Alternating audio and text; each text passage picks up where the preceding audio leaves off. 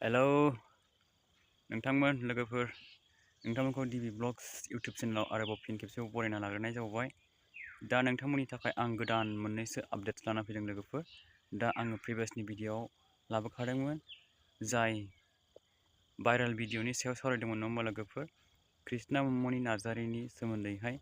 दा बिथाङाहाय थारैनो नंमारा आरोखि जाहैबाय ना, गावनि माबायावहाय गावनि क्लेरिफिकेसन होनायावहाय माने गाव बेबायदि खामानियाव थाङाखै, गाज्रि खामानियाव थाङाखै बेबायदि आरोखि ना, बेबायदि फोरमायना लादों गाव। बिनिफ्राय जाय गावहा ससियेल मिडियायाव बयजोंबो मिन्थिजानायजों लोगोसे हमजानायजों लोगोसे गुबुनखौ फान्दायनो सानदोंमोन, गुबुनखौबो लांफानो सानदोंमोन, गुबुनखौबो फानस'नो सानदोंमोन, बे मानसिया हमजाबाय आरोखि दा लोगोफोरना। ओमफ्रायहाय मा होनदों, कृष्णा मनि नार्जारि बिथाङाहाय बे मानसिखौहाय केस होनाय जाबाय आरोखि। नोंथांमोना नायलांदो दा माबोरैहाय मा बुंखो कृष्णा मनि नार्जारि बिथाङाहाय। दा नायलांदो आरो सोरनि सायाव केसखौ होखो। दा बै गुबुनखौ गाज्रि मुं सुग्रा, गुबुनखौ गावजों लोगोसे लांफानो, गाज्रि खामानियाव लांफानो फाव फान्दायनो सानग्रा, नंखाय फोसावग्रा बे मानसिखौ बिथाङा केस होबाय आरो। दा बिथाङा सोर, नोंथांमोनहा रायजो राजाफ्रा गिबियावनो भिडिअ'खौ नायग्रोबानो जाबाय, बिनि उनाव कमेन्ट सेक्सनाव कमेन्ट खालामनानै खिन्थाहरबानो जाबाय आरोखि ना। खोनायाखै? अनजुलिखौ होनदों गाज्रि खायो गथ'आ। ओमफ्राय नों अनजुलिनि मा जायो? आं जेबो जाया इनि। माथो बिब' जायो होननाय खोनादों। बिब' होननाय माने जोंना बिफा बाथुलनि फिसायो। बिनि बिफाया जोंनि न'खरखौ धंख बानायदोंना, ओंखायनो जों बेखौ नायनो हाखाया।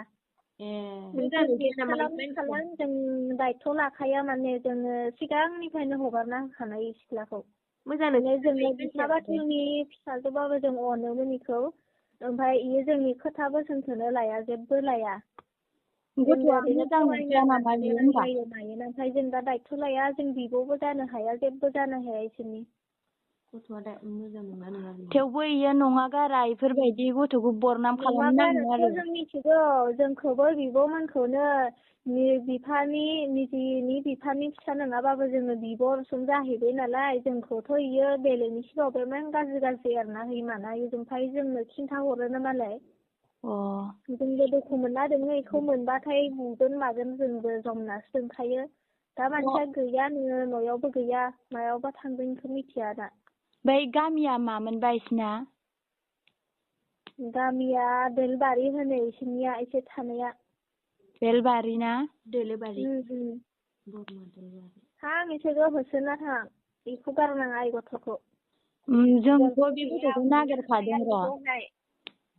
जेराव मेरावनो खारखुमाबाय थायोना इयो, ओंखायनो हाया। जोंबो बुनो मानो जमनासो दोङो इखौ।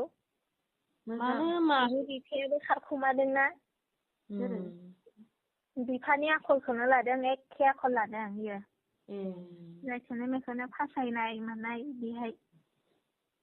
दा बे जोंहानि रानियाथ' इनि बिफायाबो जोंनि बिफाखौ बुथारनानै माखौ बुरखायनानै हाबा लादोंमोन ना, ओमफ्राय गासै डकुमेन्टस पाति हा हु गासै लुथिजोबना लानानै ओमफ्राय दा खारबाय आरो बिफाया। ओंखायनो जों सैखाया। इनि बिफाखौबो नागिरगासिनोसो सिरि सिरि, मायाव मा थायो मायो बेफोरखौ। दा जोंना गथ'आ लेखा फरायो, माबा दा फरिखा जागासिनो दं फार्स्ट इयारनि। ओमफ्राय दा फरिखा जानांगौआ दा मोनसे फरायो मायो होनना थगायनानै खिन्थाहरना होजायोखाय देहानि सोमोन्दै बेफार मावनासो इयो थायो। मायो दा माखौबो रागासोनो ओंखारबाय, जों रायलायला। फन हरनो हालिया, मायाबो दा मबाइल गैयाबाबो मालायनिजों हरबाबो जों डाइरेक्ट रायहरखायोना। हाखाया, बिमाया इखौ इमान गाज्रि आखलाव थांनाय मानायखौ मिथिनानैनो आरो अनफिनो इयो। इदियावनोथ' इदि जादों आरो। बिदिनोथ' माने जों इमान रायो मायो, नांलाय खमलाय जाबाय थायो इदि जोङो बिब' बिनानाव इदिहाय। दा जोंहा फरायनाय गथ' फरिखा जागासिनो दं, मोनसे भाइरेल खालामना होबाय नालाय। खुलुमबाय, आङो दिनै नोंथांमोननि गेजेराव मोनसे इनफरमेसन लानानै फैदों। बे अनजुलि बर'खौ आङो केस होनाय जाबाय, आंखौ नङा गारा बिदि फानसावनायनि थाखाय। बहुद नाम थांबाय, गामियाबो लासिंसिं जाबाय, न'खरनिफोराबो लासिंसिं जाबाय आरो आंबो लासिंसिं जाबाय। आं नङा गारा बिदिखौ सहायना थानो हाया। बेनिखायनो बेखौ बरमा पुलिस स्टेसनाव केस होनाय जाबाय मैयायो। आङो भिडिअखौ लाबोनो हायाखैमोन मबाइल केमेरा मोजां गैयिनि थाखाय। नोंथांमोना बुंदों आंखौ फट' भिडिअ गाननाय जोमनायफ्रावनो बिदि नुखायो होननानै। खिन्थु आङो आंनि गाननाय जोमनाया बिदि जानांगौ, थेवबाबो आङो बिदि गाज्रि खामानियाव थांनानै बायनानै लायाखै। आं बिमा बिफानि फैसाजोंसो बायनानै लादों। नोंसोरनिथ' गानाखैना आंखौ बिदि बुंनो। आंनिसो गोसो गानो गाना, मा गानो मा थायो। जायखिजाया आं बे अनजुलि बर'खौ केस होनाय जाबाय। नोंथांमोनाबो बिदि भाइरेल खालामबाय थानांला। आंखौ इदि खालामबाय थानांला अननानै। आं इदि नंखाथारा आरो आंनाव आइफनबो गैया। सोरबा फोथायाखै। दा बेनोमोन आरोखि ना लोगोफोर। दा कृष्णमणि नार्जारि ना मा होनोमोनलाय, बिथाङाहाय मा नाम होनदोंमोनलाय लोगोफोर, अनजलि बर' होनदोंमोन नामा, अनजलि बर' नामा, बिथांखौहाय दा पुलिस केस होबाय आरोखि पुलिस स्टेसनावहाय।